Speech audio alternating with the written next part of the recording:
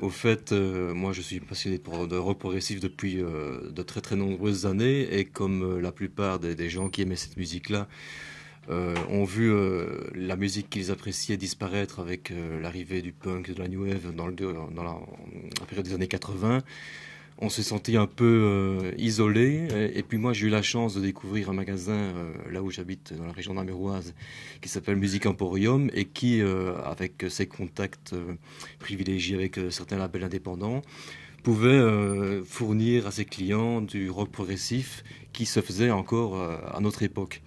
Et pour moi, ça a été une réelle découverte. Je ne me rendais pas compte qu'il y avait encore un terreau de groupes intéressés par ce genre de musique.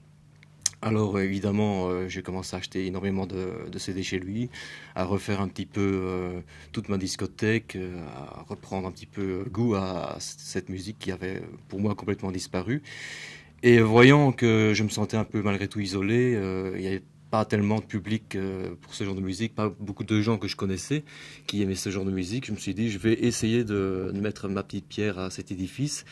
Et j'ai décidé de créer un petit magazine avec un ami à moi qui fréquentait le même magasin. Et on voulait faire ça sans aucune ambition démesurée. C'était simplement pour aiguiller les gens qui voudraient éventuellement se lancer dans ce genre de musique et avoir nos conseils, éventuellement des contacts, ce genre de choses. Et de fil en aiguille, on s'est pris un petit peu au jeu et on a commencé à faire en sorte que le magazine soit distribué dans d'autres régions de Belgique, dans d'autres points de vente, de magasins spécialisés. Et comme ça, il y a des gens qui nourrissaient la même passion que moi pour ce genre de musique, qui m'ont contacté. Ça a été le cas de Gilles Arène, alias Dr Proc, qui m'a un jour téléphoné d'abord pour me féliciter de mon initiative, et puis aussi pour se proposer ses services. Alors, c'est comme ça que la grande aventure a commencé. C'est à partir du moment où Gilles a intégré le groupe qu'on a commencé à avoir du moins envisager d'avoir une dimension un peu plus nationale et même voire internationale, quoi.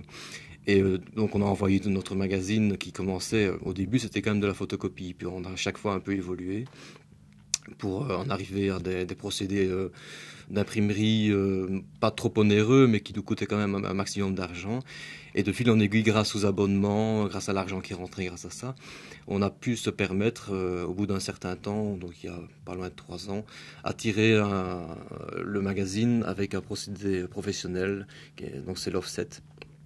Et ça nous permet de tirer un très grand tirage et d'avoir, comment dirais-je, une fenêtre, on va dire, une aura, entre guillemets, auprès à la fois de la presse et du milieu de rock progressif, quelque chose de concret, de cohérent, quoi. C'est-à-dire qu'on nous prend vraiment pour des professionnels, encore une fois, entre guillemets, parce que nous ne sommes pas des professionnels, nous sommes juste des amateurs passionnés par cette musique, mais on travaille de manière professionnelle, donc on est très structuré, on travaille en ASBL, donc on a un trésorier, un secrétaire, on fait des réunions, tout le monde a sa répartition des tâches, tout le monde sait ce qu'il a à faire. C'est le cas aussi, on le voit pour cette convention qu'on réalise pour la 3e année consécutive. Chacun a son petit travail à faire et le fait de manière le plus professionnelle possible, mais sans se prendre la tête, c'est-à-dire qu'il n'y a jamais d'engueulade entre nous, on arrive toujours à accorder nos violons. Et c'est comme ça que ça se passe. Et c'est pour ça que le magazine perdure depuis 7-8 ans maintenant, c'est parce qu'il y a d'abord, avant tout, une franche entente entre nous, c'est beaucoup de respect entre nous. Il n'y a pas vraiment, oui, bon, c'est moi le responsable, mais responsable parce qu'il en faut bien un, mais je ne suis pas là pour donner des ordres, pour dire ceci c'est pas bien et tu devrais faire comme ça. Il y a toujours une franche, un échange, et il n'y a jamais strictement rien à poser, même s'il y a quand même des choses, des quotas à respecter, ce genre de choses. Voilà, c'est comme ça que ça se passe.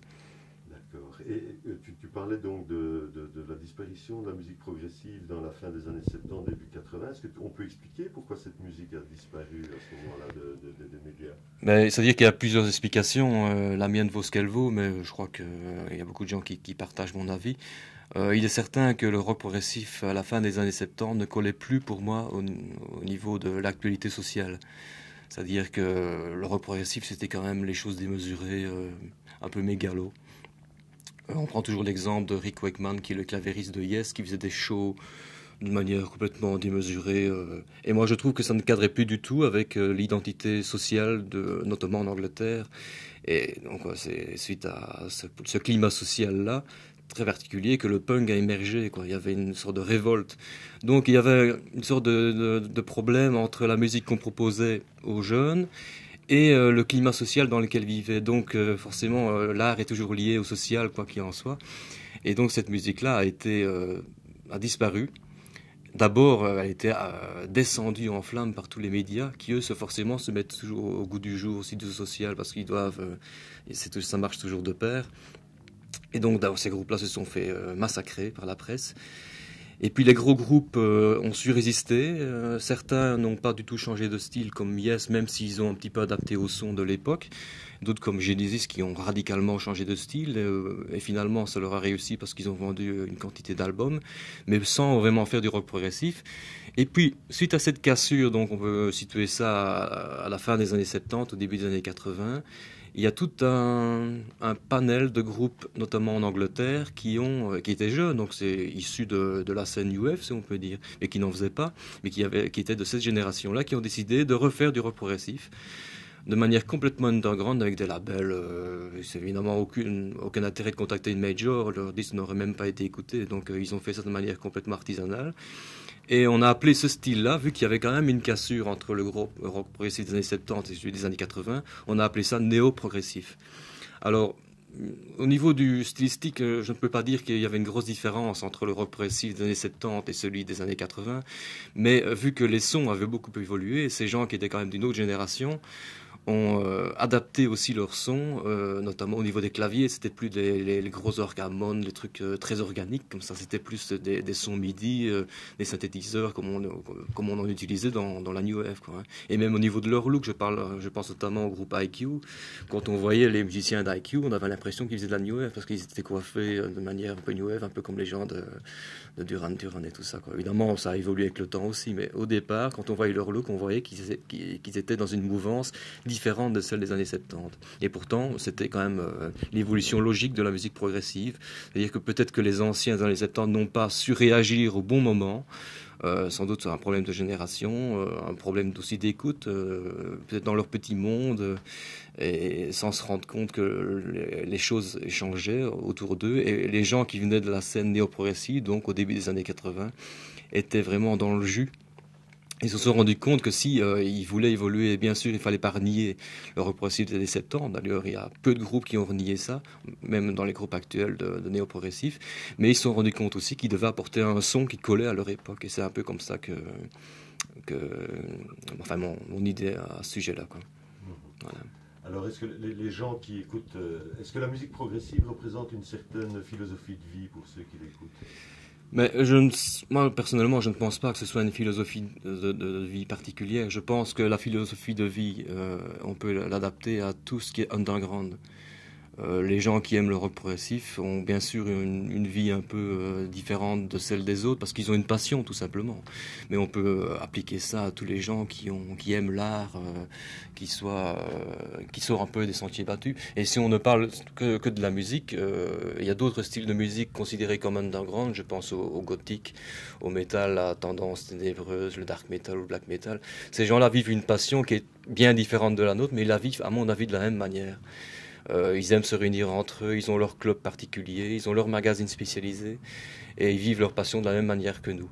Alors le rock progressif, bien sûr, on considère, et c'est encore pour moi quelque chose qu'il faudrait peut-être essayer de rayer avec les années, il y a ce côté intellectuel qui nous a desservi dans les années 70. Enfin, quand je dis nous, c'est le rock progressif en général. Donc, c'est peut-être cette image-là qu'il faudrait arriver à casser avec les années. Donc, ce côté intellectuel, donc un peu rébarbatif, un peu hautain. Non, ça, je trouve que le rock progressif aujourd'hui n'est plus du tout ça. Et d'ailleurs, notamment dans les groupes de cette convention, les 4 groupes qu'on a vus hier et les 4 groupes qu'on verra ce soir, ces gens-là ne se prennent pas du tout pour des génies ou pour les artistes au-delà des autres. Ils ne se mettent pas sur un piédestal. Ils sont au contraire très très ouverts, souvent très très humbles. Donc je crois que cette image-là, c'est plus dans le public et dans la presse spécialisée qu'il faut la casser. Enfin, ça c'est mon point de vue, mais bon, là c'est subjectif évidemment. Est-ce qu'il y a un signe de reconnaissance au niveau du vestimentaire, au niveau du look entre les gens qui s'intéressent à cette musique ? Disons que le seul signe distinctif, c'est bien sûr les t-shirts. En règle générale, les gens qui viennent assister à un concert de rock progressif aiment bien s'afficher. Donc, mais au niveau du look, les cheveux longs, mais est-ce que c'est encore vraiment une marque de fabrique, si je puis dire, je ne pense pas. Non.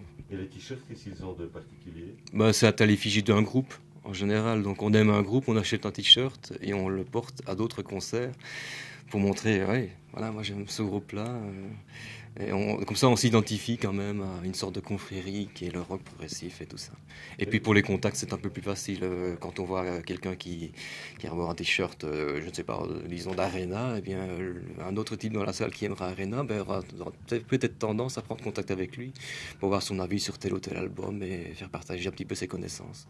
J'ai constaté malgré tout que sur les t-shirts, il y avait beaucoup d'importance au niveau pictural par rapport Oui. par rapport à la musique. C'est-à-dire que c'est général au monde progressif. Quand on regarde les pochettes des albums de rock progressif, en règle générale, c'est toujours des illustrations très très colorées avec une sorte d'identité artistique qui se rapporte un peu à ce que fait Roger Dean, qui avait fait les pochettes, enfin qui fait encore les pochettes de Yes. C'est toujours des choses un peu féeriques ou de science-fiction.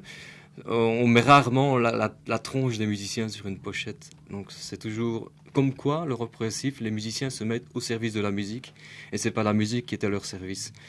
Donc c'est aussi une démarche qui est quand même très très différente de ce qu'on voit dans le mainstream, quoi. Donc c'est aussi une sorte d'identité musicale, de privilégier le côté artistique plutôt que le côté individuel.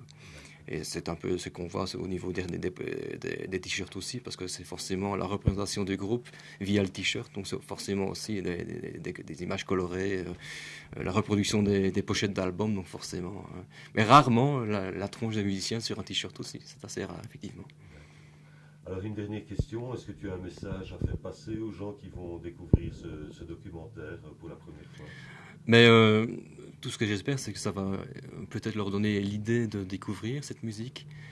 Alors cette musique, elle est très très vaste. Le problème avec le rock progressif, qui n'est pas un problème, c'est plutôt une qualité, c'est qu'il est très très très diversifié. Ça va de la musique que tout le monde peut aimer à la musique complètement expérimentale. Alors si on tombe sur un album complètement expérimental, on ne peut pas dire je n'aime pas le rock progressif. On doit dire je n'aime pas le rock progressif expérimental. Mais il y a tout le reste. C'est un grand panel, il faut s'informer. Je ne dis pas qu'il faut s'abonner systématiquement à d'autres magazines, il y en a d'autres. Il faut lire la presse, il faut se renseigner, il faut aller écouter la musique chez les disquaires. En plus, les disquaires qui vendent ce genre de musique aiment aussi faire partager de la musique. Donc on fait écouter, on prend son temps. On n'est pas au quick, hein, dire. C'est un partage, c'est un échange entre les gens. Donc il y a toujours moyen, si on veut vraiment si on veut vraiment découvrir cette musique, il y a tous les moyens possibles, via les médias, via les disquaires, de pouvoir la découvrir à son aise. Voilà. Eh bien, je te remercie. Mais de rien, c'est moi qui te remercie.